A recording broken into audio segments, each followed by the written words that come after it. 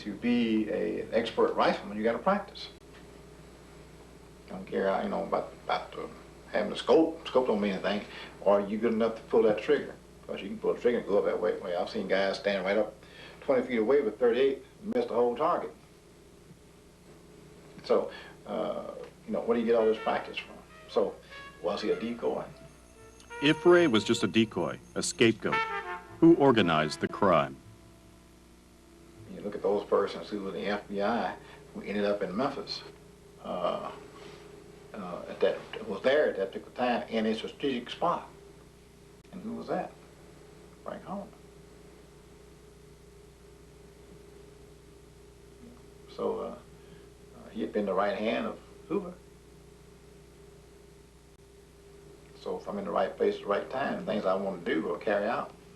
And I'm in charge of fire and police.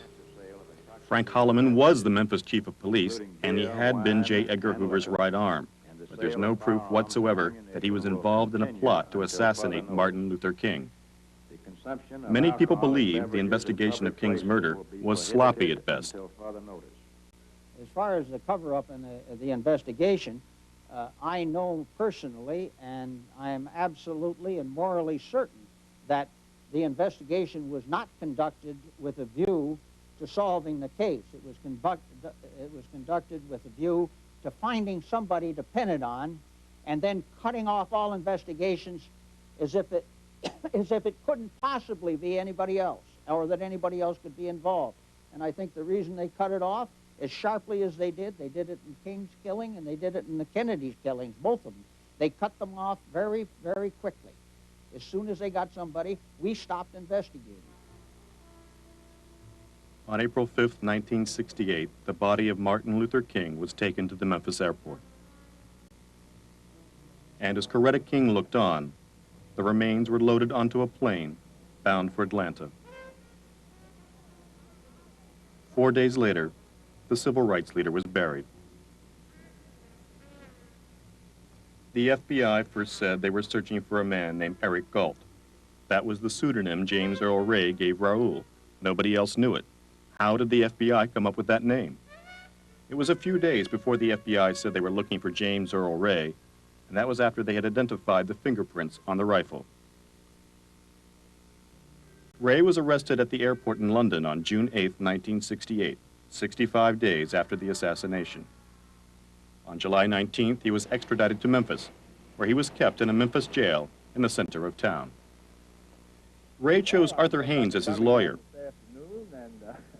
I think maybe in the morning I'll indulge myself. Hoping to find Raoul, Haynes quickly hired a private detective to look for him. Prior to the assassination, some months, James Earl Ray had made a trip from California to New Orleans. I interviewed the man who had traveled with him, shared expenses on this trip. I interviewed him in a bar in North Hollywood.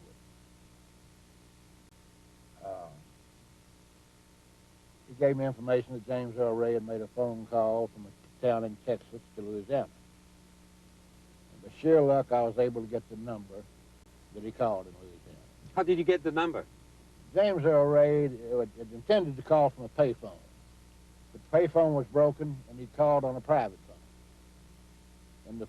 And the call was charged to that number, and the man still had the phone bill.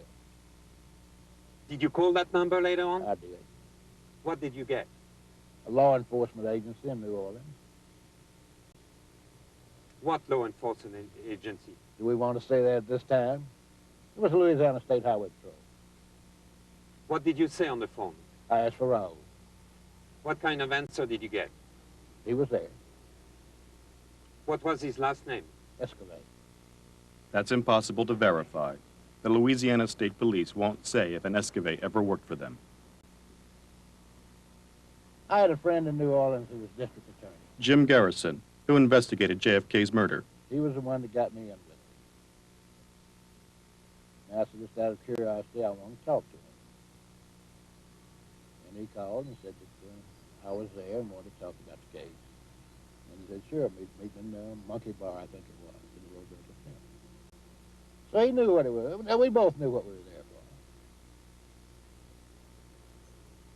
It's difficult to believe that you were assigned by Ray's lawyer to find out about Ray's activities and didn't ask Raoul, who could have been a witness to prove that Ray was not guilty.